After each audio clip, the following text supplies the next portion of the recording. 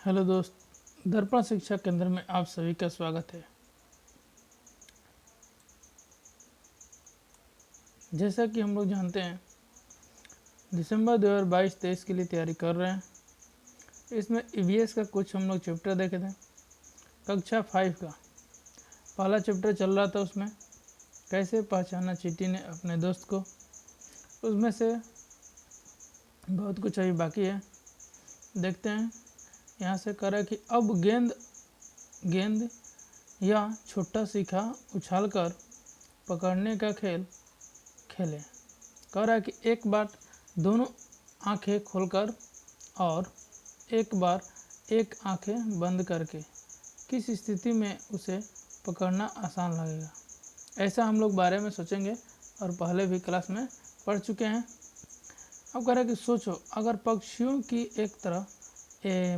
की तरह तुम्हारी आंखें तुम्हारे कान की जगह होती। जैसे पक्षी का था, कान के पास था, उससे ढका हुआ था। कह रहा कि पक्षी, अगर सोचो पक्षियों की तरह तुम्हारी आंखें तुम्हारे कान की तरह होती तो कैसा होता। तुम ऐसा क्या क्या काम कर पाते जो अभी नहीं कर पाते हो। ये पक्षियों के बारे में बताया गया है। यहाँ से इम्पोर्टेंट है हम लोग का चील बाज गिद्ध।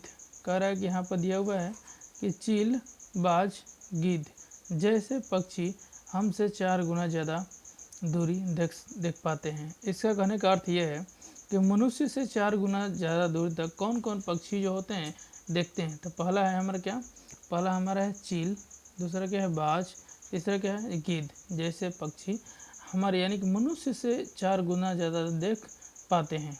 ठीक है, जो चीज़ें हमें 2 मीटर की दूरी पे दिखाई पड़ती है वही चीज़ पक्षी को 8 मीटर की दूरी पर देख लेते हैं। ठीक है, जो चीज़ें हमें 2 मीटर की दूरी पर दिखाई देती है वही चीज़ क्या होती है, पक्षियों को 8 मीटर की दूरी पर देख लेते हैं। ठीक है, आगे देखते हैं क्या होता है। कह रहा है आगे कि क्या तुम सोच सकते हो ज़मीन पर पड़ी हुई एक रोटी किसी चील को कितनी दूरी से दिखाई देती है या दे जाती है। चील क्या हो जाता है, आसमान में मंडराते रहता है और नीचे छोटी वस्तु या छोटी खाने की उसको चीज़ों को क्या करता है, ध्यान लगाए रहता है। तो वही कर रहा है, क्या तुम सोच सकते हो ज़मीन पर पड़ी हुई एक रोटी किसी चील को कितनी ऊंची तक या कितनी दूर से दिखाई दे जाती होगी। ये सोचने लायक बात है। अब कह रहा है कि मज़ेदार बात और कह रहा है कि जैसे हमें इतने सारे रंग दिखाई देते हैं। क्या कह रहा है, जैसे कि हमें इतने सारे रंग दिखाई देते हैं उतने रंग जानवर को दिखाई नहीं देते हैं। देखो इन जानवरों को ये चित्र कैसे दिखाई देते हैं। कुछ जानवर है, उसको जो चित्र दिया गया है इसमें फिगर बनाया गया है, देखते हैं कैसे दिखाई देते हैं। कह रहा कि ऐसे ऐसे अपने आँखों को करके देख रहा है। ठीक है, पहला ये देखिए ऐसे कर रहा है, दूसरा इसको कर रहा है, फिर तीसरा ये, फिर ये। ठीक है, कह रहा कि आम तौर पर माना जाता है कि दिन में जागने वाले, ये भी इम्पोर्टेंट है, आम तौर पर माना जाता है कि दिन में जागने वाले जानवर कुछ रंग को देख पाते हैं। जो दिन में जागते हैं जानवर वो कुछ रंग को ही देख पाते हैं, बल्कि ठीक है रात में जागने वाले जानवर हर चीज़ को क्या करते हैं, सफ़ेद और काला ही देखते हैं। ये हमें बताया गया है। आमतौर पर कुछ जानवर जैसे होते हैं रात में जागते हैं, उसको हर चीज़ क्या दिखाई देती है, 2 ही रंग दिखाई देती है, एक काला और एक सफ़ेद। ठीक है, आगे देखते हैं इसमें क्या कहा गया। आगे बोला गया इसमें कि कितने तेज हैं कान। इससे क्या पता चलता है कि तुमने कक्षा 4 में पढ़ा था, हमें पक्षियों के कान दिखाई नहीं देते हैं, उनकी बाहरी कान छोटे छोटे छेद जैसे होते हैं जो उनके पंखों से ढके होते हैं। जिन पक्षियों के कान दिखाई नहीं देते हैं उनके छोटी छोटी छिद्र होता है जो उनकी पक्षियों से क्या होती हैं, ढकी होती हैं, वे बाहर की तरफ दिखाई देते हैं। कह रहा कि लिखो 10 जानवर के नाम लिखो। कह रहा कि जिनके कान क्या होते हैं, दिखते हैं। जो सामने दिखाई देते हैं उनके क्या करना है, नाम लिखना है। ठीक, अब कह रहा है ये कि कुछ जानवर के नाम लिखो जिनके बाहरी कान हमारे बाहरी कान से बड़े होते हैं। ठीक है, वैसे जानवर का नाम लिखना है जिनके कान जो होते हैं हमारे कान के तुलना में बड़ा होता है। सोचिए। ठीक है, कह रहे हैं कि क्या तुम्हें क्या लगता है, क्या जानवर के कान के आकार और उनके सुनने की शक्ति में कुछ संबंध होता है? देखिए, करके देखो। कह रहा है कि स्कूल में कोई शांत जगह ढूंढो। स्कूल में कैसा जगह? शांत जगह ढूंढो। वहाँ एक बच्चा बाकी बच्चे से थोड़ी दूर खड़ा होकर धीरे से कुछ बोले। बाकी बच्चे उसे ध्यान से सुने। वही बच्चा फिर से उतना ही धीरे से बोले। इस बार बाकी बच्चे अपने कानों के पीछे हाथ रखकर सुने। कह रहा कि इस बार आवाज़ ज़्यादा साफ सुनाई दी। अपने साथियों से भी पता करें। यानी इसके कहने का मतलब ये है कि कितने तेज़ हम लोग बोलते हैं उसमें ज़्यादा सुनाई देता है दूर तक, या धीमे बोलते हैं तब ज़्यादा दूर तक सुनाई देता है। ठीक है, अब कह रहा है इसमें कि आगे क्या कह रहा है कि तुम अपने कानों पर हाथ रखकर कुछ बोलो, अपनी ही आवाज़ सुनाई देती है। हाँ, कह रहा है क्या कि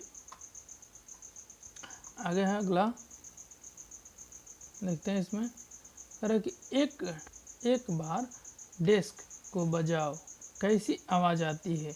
अब जैसे चित्र में दिखाई देता है वैसे ही डेस्क पर कान लगाओ और एक बार फिर अपने हाथों से डेस्क बजाओ। ठीक है, कैसी आवाज़ आती है? क्या दोनों आवाज़ों में अंतर है? जी हाँ, सुनिए। डेस्क के ऊपर कान रखकर दोनों आवाज़ों में क्या अंतर लगता है, बिना डेस्क पर कान रखे और जब डेस्क पे कान रखते हैं तब दोनों में अंतर को मापिए। ये कहने का मतलब ये है कि देखिए नीचे लाइन में लिखा गया है कि सांप भी कुछ ऐसे ही सुन पाता है। ठीक है, सांप क्या करता है? कुछ ऐसे ही सुन पाता है, उनकी बाहरी कान नहीं होती है। ये आप जानते हैं कि सांप भी कुछ ऐसे ही सुन पाता है, उनकी बाहरी कान नहीं होते हैं।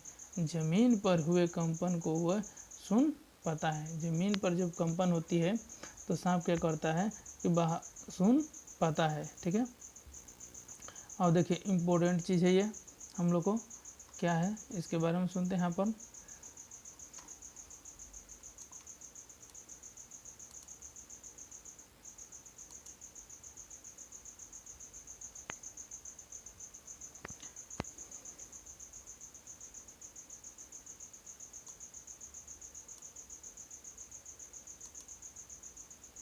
अब देखिए कह रहे कि आवाज़ें अलग अलग, जो जानवर होते हैं उसके आवाज़ कैसा होता है? अलग अलग होते हैं। जैसे जंगल पे ऊंचे पेड़ पर बैठा लंगूर, पास आती मुसीबत, जैसे कि चीता शेर को देखकर एक खास आवाज़ निकालता है। क्या करता है? यहाँ पर दिया गया कि जंगल में ऊंचे पेड़ पर बैठा लंगूर पास आती मुसीबत को देखकर क्या करता है? एक खास आवाज़ निकालता है। ठीक है, जैसे चीता हो गया, शेर हो गया, हाँ, निकालकर अपने साथियों को संदेश देता है।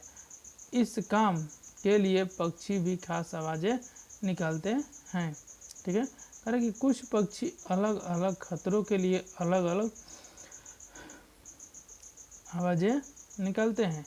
जैसे उड़ने वाले दुश्मन के लिए एक तरह की आवाज़ें और ज़मीन पर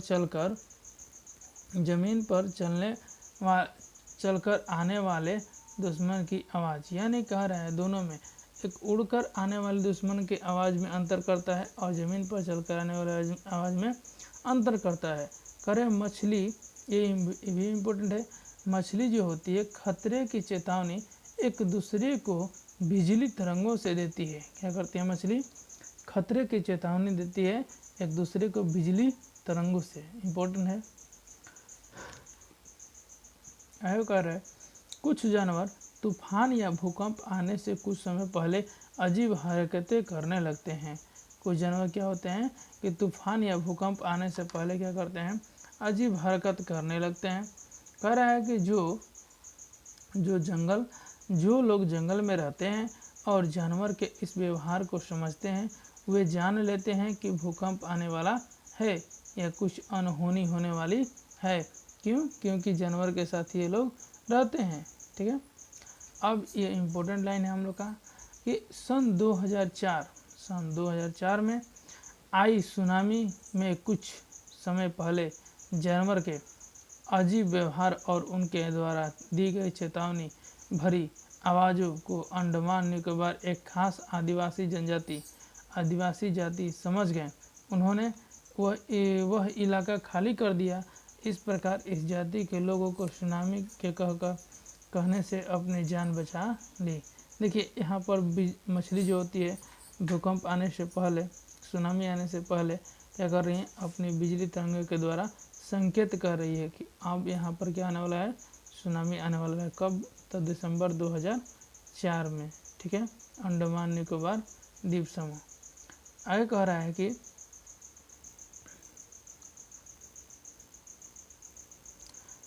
डॉल्फिन भी अलग अलग तरह की आवाज़ें निकालती है। यहाँ ये डॉल्फिन का फिगर दिया हुआ है। कह रहा है कि डॉल्फिन भी अलग अलग तरह की आवाज़ें निकालती है। जैसे देखते हैं क्या, और एक दूसरे से बात करती है। कौन? डॉल्फिन क्या करती है? अलग अलग आवाज़ें निकलती है और एक दूसरे से बात करती है। वैज्ञानिकों का यह मानना है कि कई जानवरों की अपनी पूरी भाषा होती है। क्या कह रहा है कि वैज्ञानिकों का मानना यह है कि कई जानवरों की अपनी पूरी भाषा होती है। याद रखिएगा इसको। आगे क्या है, कह रहा है कि लिखो, क्या तुम कुछ जानवर की आवाज़ें समझ सकते हो? किस किस की, यानी कौन कौन से जानवर की आवाज़ें हम लोग समझ सकते हैं, उसको लिखना है। और कह रहा है कि क्या जानवर तुम्हारी भाषा भी समझ सकते हैं? जी हाँ, वो कौन कौन से जानवर है तुम्हारी भाषा जो समझ सकते हैं? आओ खेलो एक मज़ेदार खेल। ठीक है, तो इसको हम लोग देखते हैं क्या कर रहा है। ये कह रहा है कि आओ खेलो मज़ेदार खेल में क्या है कि जिस तरह पक्षी हर अलग बात के लिए अलग अलग आवाज़ निकालते हैं, उसी तरह तुम भी अलग अलग बातों के लिए आवाज़ों को क्या करें, भाषा को अलग अलग निकालो, ये बनाओ। पर ये ध्यान में रहे बोलना नहीं है, केवल आवाज़ निकालनी है और साथियों को अपनी बात समझानी है। पर किन बातों के लिए चेतावनी संदेश भेजना चाहोगे? कक्षा में टीचर के आने पर, ठीक है, ये बात होनी चाहिए। अब कितने सोएं, ये अगला है। इसके बाद हम लोग अगले दिन पढ़ेंगे इसको, कितने सोएं के बारे में। ठीक है, आज भर रहने देते हैं। धन्यवाद।